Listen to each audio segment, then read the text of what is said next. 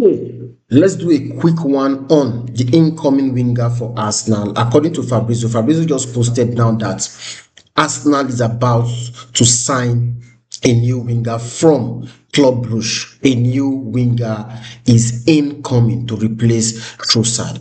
His name is Christos Zulis.